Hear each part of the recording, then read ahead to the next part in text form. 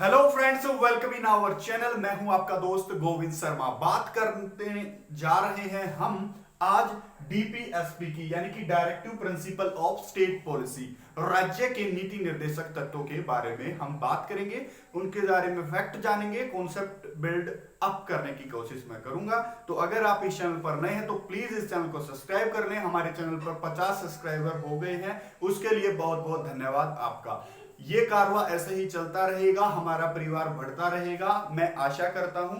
अगर ये वीडियो आपको अच्छी लगे तो इसको पूरी देखने के बाद लाइक कर देना। तो देखो, बात करेंगे डीपीएसपी की। तो डीपीएसपी है क्या? सबसे पहले डीपीएसपी है क्या? जैसे कि हमारा फंडामेंटल राइट है, जो हमारे मूल अधिकार हैं, वो हमें क्या देते थे? वो हमें सामाजिक, आर्थिक तथा राजनीतिक न्याय दिलाने की कोशिश करते थे। वैसे ही हमारा जो डीपीएसपी है वो हमें क्या करता है? वो हमें आर्थिक और सामाजिक न्याय दिलाने की बात करता है, समाजवाद की बात करता है, गांधीवाद की बात करता है। उसमें डीपीएसपी में गांधीवाद, समाजवाद की जो झलक है वो देखने को मिलती है। मैं साथ साथ आपको बताऊंगा कहां गांधीवाद, कहां समाजवाद इसमें लिया गया है। गांधी जी हमारे संविधान सभा का हिस्सा ना थे, परंतु उनके विचार, उनकी प्रेरणाएं हमारे संविधान में जरूर झलकती हैं। वो हमें देखने को मिलेगी कहां पर? डीपीएसपी में जरूर देखने को मिलेंगी। तो बात करेंगे डीपीएसपी की। डीपीएसपी की फुल फॉर्म आपको पता है, directive principle of state policy. अगर बात करूं तो भाग नंबर 4 में अगर मैं बात करूं आर्टिकल की, आर्टिकल 36 से लेकर आर्टिकल 51 तक, तो आपको बखूबी समझ में आ गया होगा। इस वीडियो में हम बात करेंगे आर्टिकल नंबर 36 से आर्टिकल नंबर 51 तक। ये बात हो गई। अगर मैं बात करूं एक्सपीरियंस, यानी कि प्रेरणा कहां से ली गई है? तो आयरलैंड से इसकी प्रेरणा ली गई है। सीधा डायरेक्ट क्वेश्चन आपसे पूछेगा।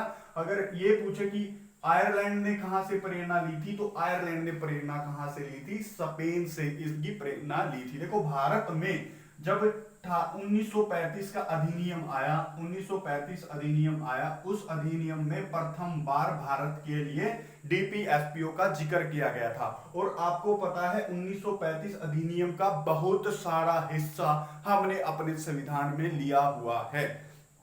ठीक है, तो आयरलैंड और डीपीएसपी भी हमने 1935 के अधिनियम से ली थी। और इस अधिनियम से इंग्लैंड वालों ने कहां से ली थी? आयरलैंड से। और आयरलैंड ने कहां से ली थी? स्पेन से ली थी। ये बात शायद आप समझ गए होंगे। स्पेन से ली थी प्रेरणा, हम बात करेंगे। अभी देखो, ये जो डीपीएसपी है, राज्य के नीति निर्देशक तत्व हैं, ये क्या है? गैर न्यायोचित हैं। गैर न्यायोचित का एक शब्द क्या है? देखो, जब भारत का संविधान बन रहा था तो उसके जो सलाहकार थे सर बी.एन. राव, आपको सबको पता है संवैधानिक सलाहकार कौन थे हमारे संविधान के? बी.एन. राव थे। तो बी.एन. राव ने बोला कि एक साथ सभी फंडामेंटल राइट नहीं दिए जा सकते। देखो, बहुत सारे फंडामेंटल राइट हो जाएंगे। अभी भी भारत में अगर फंडामेंटल राइट्स के बारे में बात करें तो बहुत अच्छे फंडामेंटल राइट हमारे संविधान में दिए गए हैं। वो मैं पढ़ा चुका हूं आपको, आप उससे परिचित भी होंगे। फंडामेंटल राइट ना और अधिक हो सकते थे। तो बी.एन. राव ने एक सलाह दी, क्यों ना फंडामेंटल राइट को हम दो भागों में बांटते हैं। एक तो न्यायोचित होंगे, एक होंगे गैर न्यायोचित। इसका मतलब क्या है? गैर न्यायोचित और न्यायोचित का। देखो, अगर हम फंडामेंटल राइट की बात करते हैं तो अगर हमारे फंडामेंटल राइट को सरकार या राज्य लागू नहीं करता है या उनका हनन करता है तो हम उसके खिलाफ कहां पर जा सकते हैं? उसके खिलाफ न्यायालय में जा सकते हैं। और न्यायालय यानी कि हमारा सुप्रीम कोर्ट उसको क्या करेगा?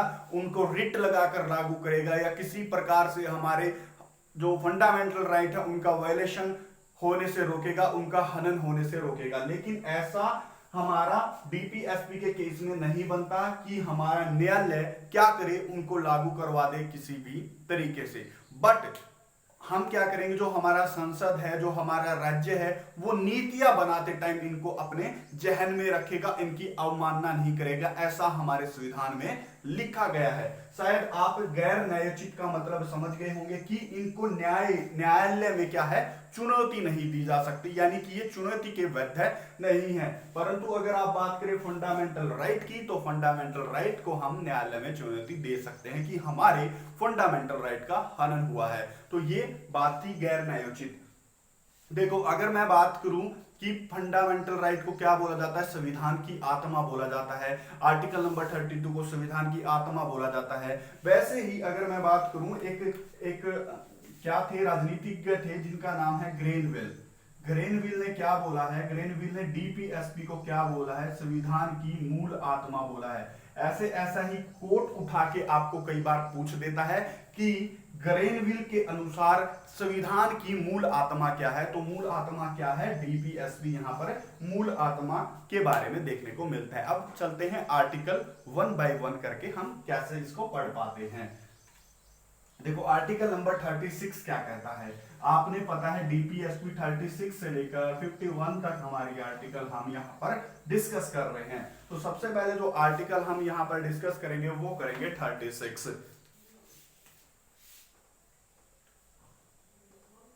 आर्टिकल नंबर 36 क्या कहता है, राज्य शब्द को परिभाषित करता है, राज्य शब्द को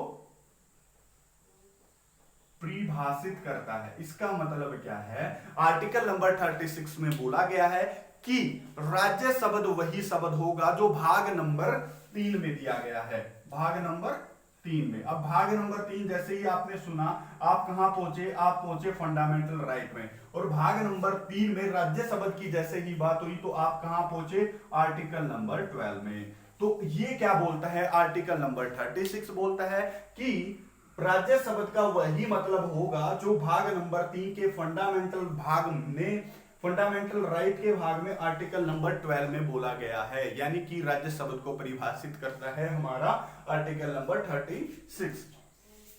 बात करते हैं आर्टिकल नंबर 37 की। आर्टिकल नंबर 37 क्या बोलता है कि जो डीपीएसपी है वो क्या है, फोर्सेबल नहीं है, वो फोर्सेबल नहीं है। अभी मैंने थोड़ी देर आपको पहले आपको बताया कि न्यायालय कभी भी डीपीएसपी के मामले में क्या है, अपना पक्ष नहीं दे सकता है, उसमें अपने क्या करता है, उसको सख्ती से लागू नहीं करवा सकता। मैंने थोड़ी बार बताया, वही आर्टिकल 37 में बोला गया कि डीपीएसपी फोर्सेबल नहीं है, लेकिन राज्य नीतियां बनाते टाइम इनको अपने ध्यान में रखेगा, न्यायालय जरूर इनको ध्यान में रखेगा। अब क्या है आर्टिकल नंबर 38। आर्टिकल नंबर 38 क्या बोलता है, आर्टिकल नंबर 38 बोलता है कि जो डीपीएसपी है उनको बनाते टाइम राज्य क्या करेगा, ऐसे नीतियां बनाएगा जिससे सामाजिक तथा आर्थिक न्याय का क्या हो, उसके समावेश हो, उसके हमारी नीतियों के कारण। देखो अब क्या है, अब आप एक सवाल पूछेंगे कि सर आपने बताया कि डीपीएसपी है जो वो फोर्सेबल नहीं है, लेकिन आर्टिकल 38 क्या बोलता है कि डीपीएसपी ये है, डीपीएसपी राज्य जब नीतियां बनाएगा तो डीपीएसपी को अपने दिमाग में रखेगा, अपने ध्यान में रखेगा, ताकि सामाजिक तथा आर्थिक न्याय का क्या हो, उसके समावेश हो सके। अब आप बोलेंगे कि सर जब फंडामेंटल राइट हुआ तो उसके साथ साथ ये सारी नीतियां, ये नीति निर्देशक तत्व भी क्यों ना फंडामेंटल राइट में रख दिए गए, तो क्यों नहीं रखे गए, देखो क्यों नहीं रखे गए। आर्टिकल नंबर 39 को नीतियों बनाते टाइम हम ध्यान में रखेंगे, ये बोला गया है, लेकिन क्यों ना इनको लागू किया गया, तभी 26 जनवरी 1950 को ही इनको लागू क्यों नहीं किया गया। देखो अगर भारत की बात करें, भारत एक पिछड़ा राज्य, पिछड़ा देश था उस टाइम पर जब 1950 की हमने बात की। भारत के साथ बहुत समस्याएं थी, आर्थिक समस्याएं, पिछड़ापन समस्याएं, या बहुत सारे लोग अनपढ़ थे। उस टाइम पर क्या होता, भारत इतना समर्थ नहीं था, इतना समक्ष नहीं था कि इनको एक साथ लागू करे। अब जैसे जैसे हम समर्थ होते जाएंगे, अपने जो संसाधन है वो बढ़ते जाएंगे, वैसे वैसे हम ऐसी नीतियों को लागू करते चले जाएंगे जिसमें हम सामाजिक तथा आर्थिक न्याय की बात कर सकें। तो अगर ये वीडियो आपको अच्छी लग रही है तो प्लीज इस वीडियो को लाइक करना न भूलें। सामाजिक तथा आर्थिक न्याय 38 आर्टिकल हमने यहां पर देखा। तो आर्टिकल नंबर 39 क्या बोलता है, आर्टिकल नंबर 39 बोलता है कि सबको क्या है, समानता तथा प्रतिष्ठा का अधिकार है। सबको क्या है, समानता तथा प्रतिष्ठा का अधिकार है। और राज्य जब भी नीतियां बनाएगा तो एक बात ध्यान में रखेगा, आर्टिकल 39 क्या बोलता है, सबको किसका अधिकार है, प्रतिष्ठा का अधिकार है, सबको समानता का अधिकार है। और ये बात हमारी प्रस्तावना में भी देखने को मिलती है, प्रस्तावना में ये बात हमें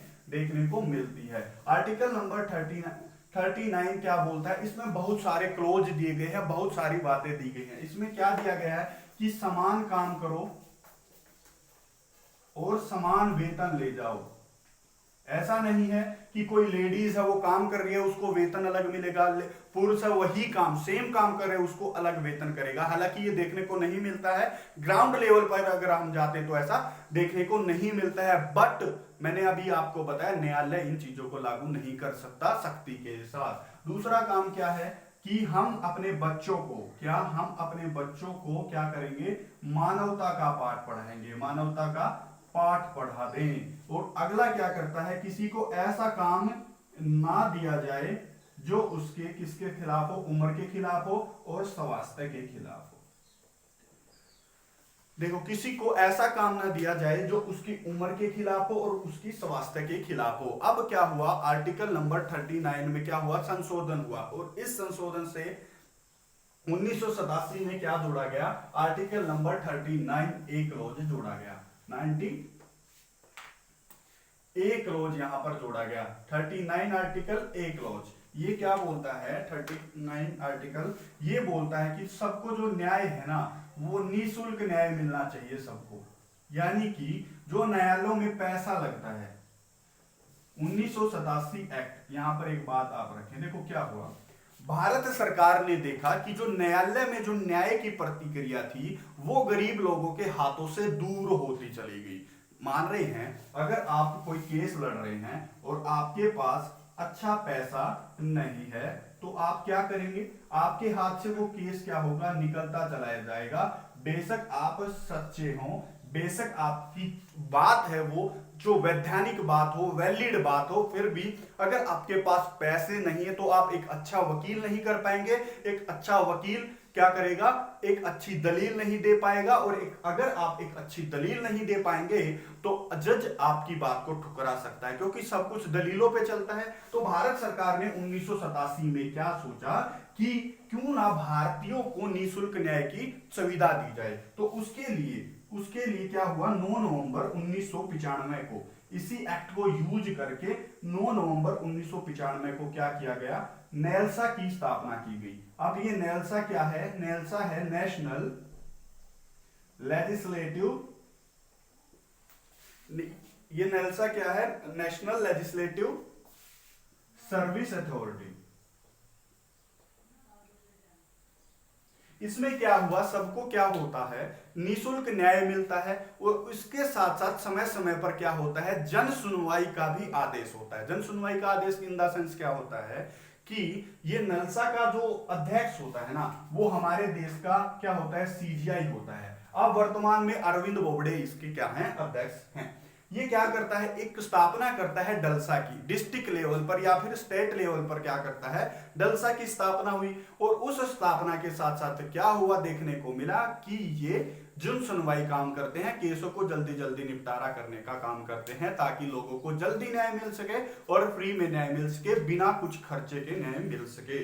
तो अगर आप आर्टिकल नंबर 39 तक समझ गए हैं, इसके बाद के आर्टिकल हम नेक्स्ट वीडियो में करेंगे। थोड़ी वीडियो लंबी हो जाएगी, मेरे पास थोड़े रिसोर्सेज कम है, तो प्लीज अगर ये वीडियो आपको अच्छी लगी हो तो प्लीज इस वीडियो को लाइक कर दें। धन्यवाद।